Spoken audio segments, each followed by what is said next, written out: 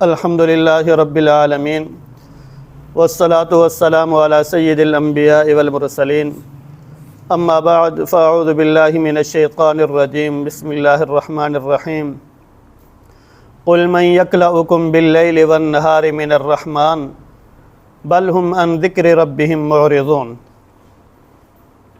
اس صورت میں زیادہ تر توحید بیان کی گئی ہے اور شرک کی نفی کی گئی ہے، اور یہاں بھی اللہ تعالیٰ فرماتے ہیں ان مشرکین سے پوچھئے من یکلؤکم باللیل والنہار، رات اور دن کے وقت اللہ تعالیٰ کے عذاب سے کون ہے تمہاری حفاظت کرنے والا؟ بل ہم عن ذکر ربہم معرضون، بلکہ وہ اپنے رب کے ذکر سے اعراض کرنے والے ہیں، منہ موڑنے والے ہیں۔ رات اور دن اللہ تعالیٰ کی طرف سے کئی آفات، بیماریاں، مصیبتیں، تکالیف مختلف قسم کی آتی رہتی ہیں، اور پھر اللہ تعالیٰ ان کی طرف سے حفاظت بھی کرتے رہتے ہیں۔ تو اللہ تعالیٰ یہاں پوچھ رہے ہیں مشرکین سے کہ تم جو اللہ تعالیٰ کو چھوڑ کر دیگر کو اپنا معبود بنا رکھا ہے، مشکل کشا، حاجت روا، بگڑی بنانے والے بنا رکھا ہے، کون ہے جو رات دن آنے والے مصائب اور تکلیفیں ہیں، کون ہے ان کی تمہاری حفاظت کرنے والا رب رحمان کے عذاب سے؟ تو یقیناً اس کا جواب یہی ہے کہ اللہ تعالیٰ ہی کرنے والا ہے، اللہ تعالیٰ کے علاوہ کوئی کرنے والا نہیں ہے۔ اگر یہ کہیں کہ اللہ تعالیٰ کے علاوہ کرنے والے ہیں تو یہ ایسا نہیں کہہ سکتے، بلکہ آگے اللہ تعالیٰ فرماتے ہیں بل ہم عن ذکر ربہم معرضون، جس میں اللہ تعالیٰ کا تذکرہ آتا ہے، نام آتا ہے، ذکر آتا ہے، وہ اس بات سے منہ پھیر لیتے ہیں، یعنی وہ بات اس بات کا آپ کو جواب ہی نہیں دیں گے۔ یعنی جب آپ ان سے پوچھیں گے کون حفاظت کرنے والا ہے، تمہیں اس بات کا جواب ہی نہیں دیں گے۔ کیوں؟ کیونکہ اس کے جواب میں اللہ تعالیٰ کا ذکر آ رہا ہے، اللہ تعالیٰ کا نام آ رہا ہے۔ بل ہم عن ذکر ربہم معرضون، پھر وہ اللہ تعالیٰ کے ذکر، رب کے ذکر سے وہ اعراض کرنے والے ہیں، یعنی ان باتوں کا جواب ہی نہیں دیتے۔ تو آگے اللہ تعالیٰ فرماتے ہیں ام لہم آلہۃ تمنعہم من دوننا، یا ان کے لیے معبود ہیں جو ان کو روکتے رکھتے ہیں، ان کی حفاظت کرتے ہیں، من دوننا، ہمارے علاوہ۔ یعنی تم جو کہتے ہو اللہ تعالیٰ کے علاوہ معبود بنائے ہوئے ہو، کیا کوئی ہیں ایسے معبود جو تمہاری حفاظت کرنے والے ہیں، ان عذاب سے روکنے والے ہیں؟ آگے اللہ تعالیٰ فرماتے ہیں لا یستطیعون نصر انفسہم، اگر یہ کہہ بھی دیں کہ ہاں ہمارے کوئی ایسے مشکل کشاں ہیں، معبود ہیں، حاجت روا ہیں جو ہماری حفاظت کرنے والے ہیں، عذابوں کو روکنے والے ہیں، اللہ تعالیٰ فرماتے ہیں لا یستطیعون نصر انفسہم، وہ تو خود اپنی مدد بھی نہیں کر سکتے، اپنی حفاظت نہیں کر سکتے، تو تمہاری حفاظت کیسے کریں گے؟ وہ اپنی مشکلات نہیں ٹال سکتے، اپنے مصائب نہیں ٹال سکتے، اپنی بیماریاں نہیں ٹال سکتے، وہ تمہاری مدد کیسے کریں گے؟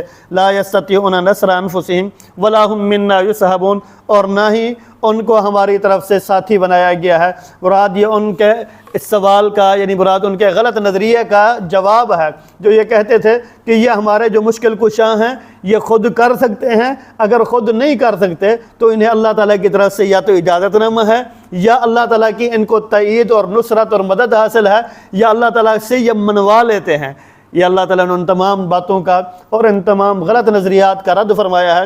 فرمایا ولا هم منا یصحبون، نہ ہی ان کو اجازت دی گئی ہے، نہ ہی ان کو تائید حاصل ہے، نہ ہی ان کو مدد حاصل ہے، اور نہ ہی وہ اتنا سفارش کر سکتے ہیں اپنی مرضی سے، اپنی منمانی سے، جس کی چاہیں ایسا بھی نہیں کر سکتے۔ ولا هم منها یصحبون، آگے فرمایا بل متعنا هؤلاء وآباءهم، یہ ان کے غلط نظریات کا وجہ کیا بنے؟ یہ کیوں اس طرح کے یہ عقائد کا بگاڑ کے سبب کیا چیز بنی؟ آگے اللہ تعالیٰ فرماتے ہیں بل متعنا، بلکہ ہم نے ان کو فائدہ اٹھانے دیا، ان کو اور ان کے آباء و اجداد کو، حتی طال علیہم العمر، یہاں تک کہ لمبی ہوگی ان کے عمر۔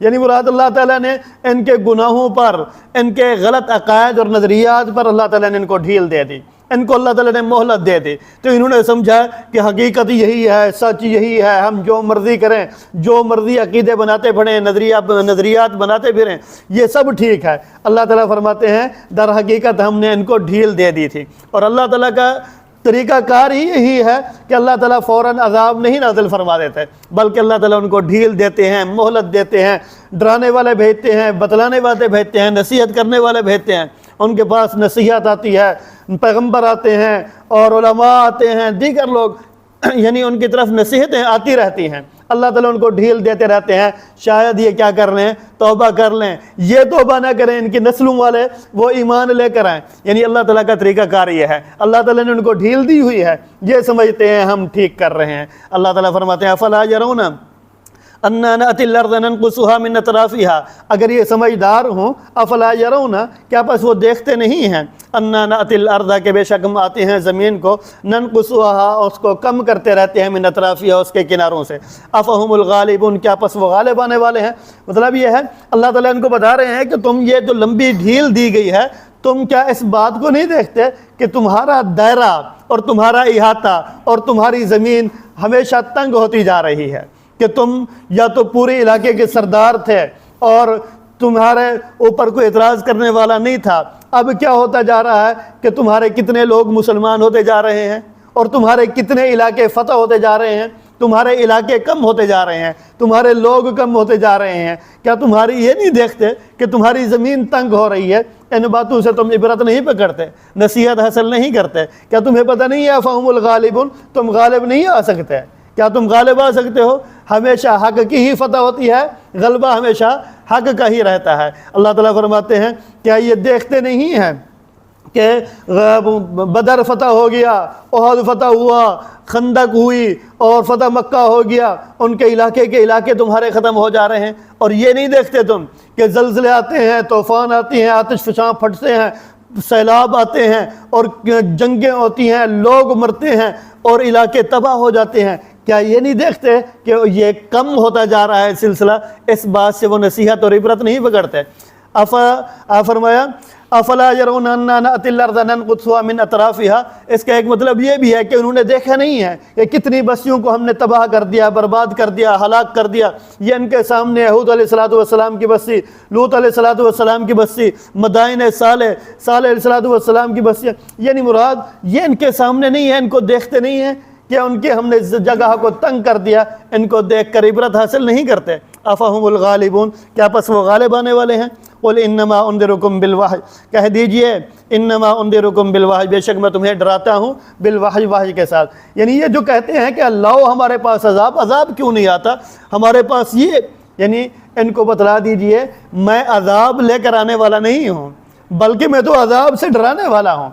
यानी मुझे इस वजह से नहीं भेजा गया कि मैं तुम्हारे ऊपर अजाब नाजिल करूँ, बल्कि मुझे इस वजह से भेजा गया है मैं तुम्हें अजाब से डराऊँ, तो मैं वो काम कर रहा हूँ।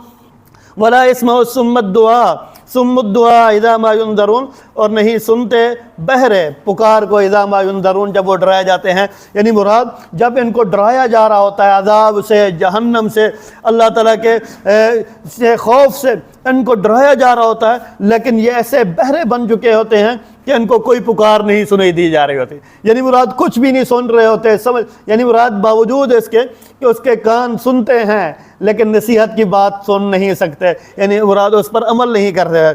आगे फरमाया वाला इम्मसातुम नफ़ातुम मिन आज़ाबि रब्बिक, और जब उनको छूता है अजाब का एक लपेट तेरे रब की तरफ से, ला यक़ूलुन्ना अलबत्ता, ज़रूर बज़रूर वो कहते हैं हाय काश, इन्ना कुन्ना ज़ालिमीन, क्या बेशक हम ही ज़ालिम थे। यानी मुराद अब ये बहरे बने फिरते हैं, लेकिन जब अल्लाह ताला का अजाब आता है तो फिर इनकी चीखो पुकार व वेला ये सब शुरू हो जाता है, तो फिर वो कहते हैं कि हम ही ज़ालिम थे। पहले सुन नहीं रहे थे, फिर जब अजाब आता है फिर वो कहते हैं कि ये काश कि हम ये अमल कर चुके होते। वनाज़ाउल, आगे फरमाया वनाज़ाउल मवाज़ीन अल-क़िस्त, ये अगला एक और मौजू शुरू हो रहा है। अल्लाह पाक से दुआ है कि अल्लाह पाक हमें सुनने समझने के बाद अमल करने की तौफ़ीक दे, और अल्लाह ताला हमारे लिए निजात का ज़रिया बनाए। व मा अलैना इल्लल बलाग़ुल मुबीन।